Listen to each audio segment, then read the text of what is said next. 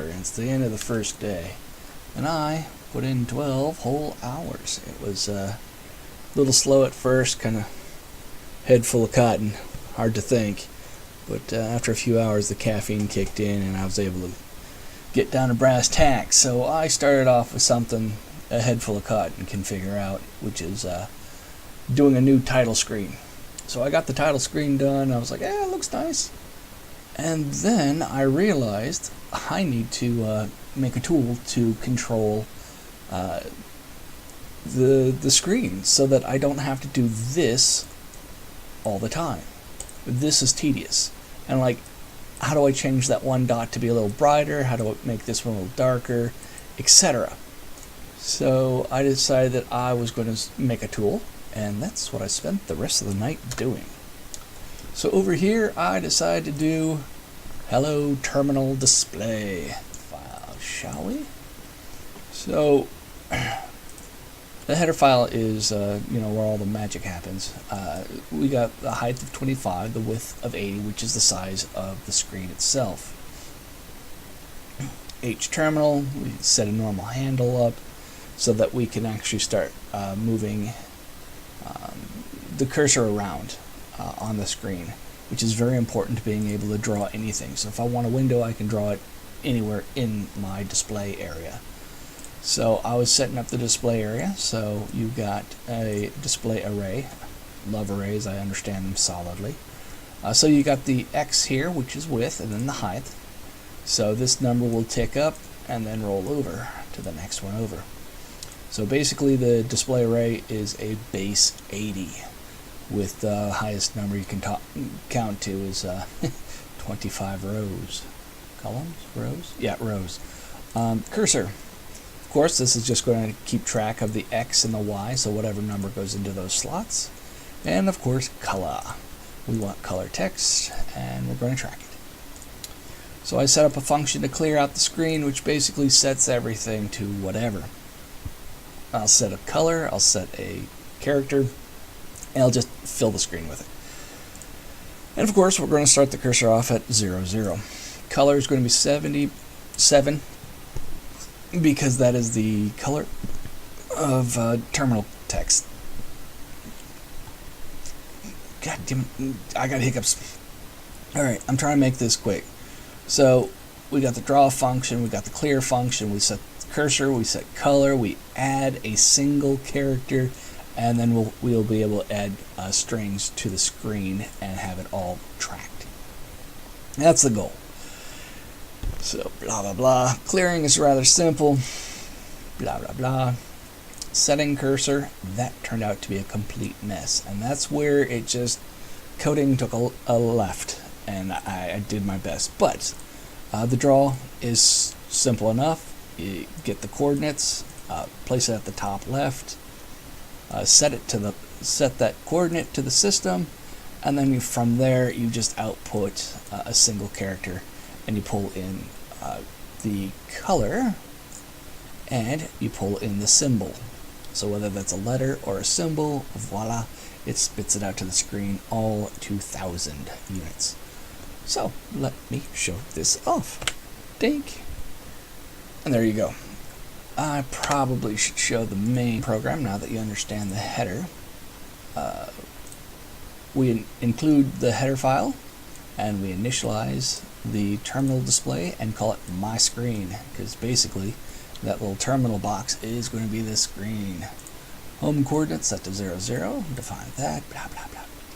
So once the main screen is defined, it will automatically clear. So if there's nothing set for clear by default, it's going to be the color gray, and it's going to be a period. And this is just to show that I can clear the screen. Then I'm pausing for a second. So I want to make sure the clear screen works. So I want to set it to a nice little green and an asterisk. So I'll clear the screen with that, which fills up the buffer array, or my little array, and then we draw everything from the array to the screen, and that is it. So let's see it in action. It's going to be quick because it's a 1 second pause. There it is, and there's the new one. And then once it's done, it spits out this thing here. So let's my screen, set color. Let's make it I don't know, pure white with let's make it hazard color, shall we? Red text, yellow background. Alright, voila, this is going to take a second, and dun, dun, dun. Oh, come on, why didn't it do that? Set color. Anyways, I'm exhausted, so I don't know why that didn't work. Oh, because the thing errored out. I am so exhausted right now. This is the kind of mistakes I start making at 12 hours. So there we go. Ding! There we go. Text black. Text red, background yellow. Voila. So I can manipulate color and position and all that happy stuff. So then I was like, alright, let's now add a single character to the screen. Now this part took 5 hours or so because it was one bug I kept hammering on and hammering on.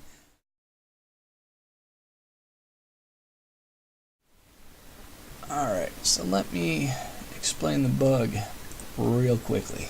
I rambled before, so I deleted it and started over. So, cursor, integer, multiple millions number high you can go.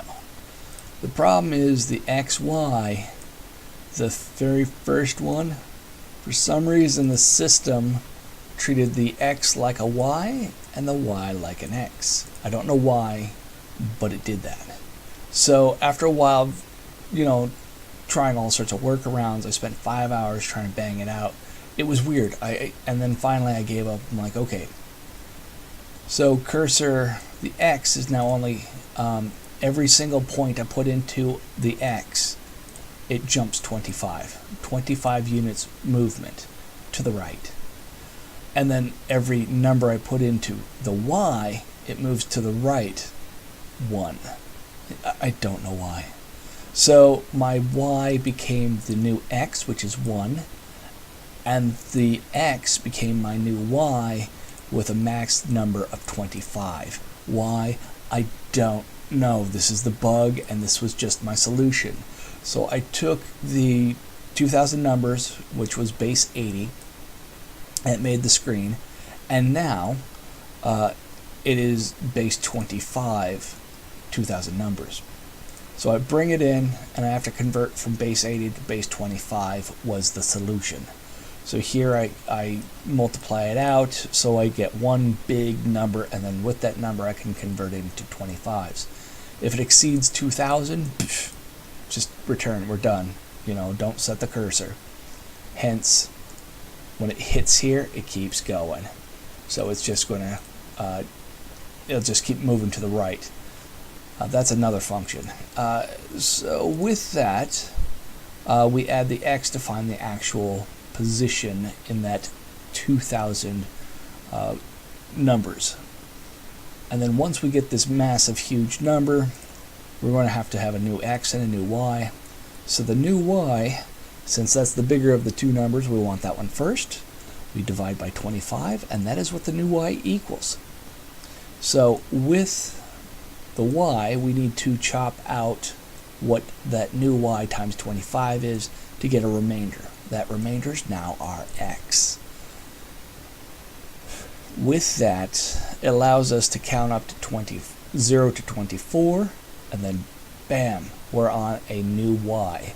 So in short, it literally went up to here, and then it would crash the system if I kept going, so I had to cycle it. So 25, 26, 27, and on until I hit the next thing, and then the next one. So 75 would have crashed it. So fourth row is actually between 75 and up, and then it automatically wrapped it. So I was able to do 160 straight.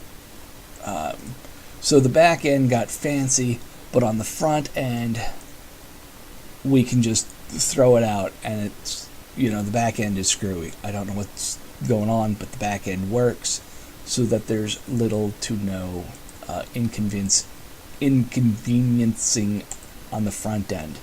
So, and there we set X as the new Y, we set Y as the new X, and voila, the code works. So I don't know why we have an integer that cannot exceed 25. It's a bug. I just don't understand why. But I worked around it. These are often very common for me. I'll explain this to people and no one understands it. I'm like, I've seen it and no one else has. I'm like, well, lucky you. But anyways, that's it. That's the end of the first day. Sorry for a long recording, but I'm exhausted. I'm not even going to drink tonight. I'm going straight to bed, and I'll wake up and get going. Hopefully I'll be a lot more refreshed. Hopefully I can, I don't know, I might sleep 10 or 12 hours. Ha! Okay, maybe not 12. But anyways, that's it for day 1. I will catch you on the end of day 2. Wish me luck. Hopefully there's no more madness with the bugs, but knowing my luck, there'll be plenty. So catch you later, and thank you for watching.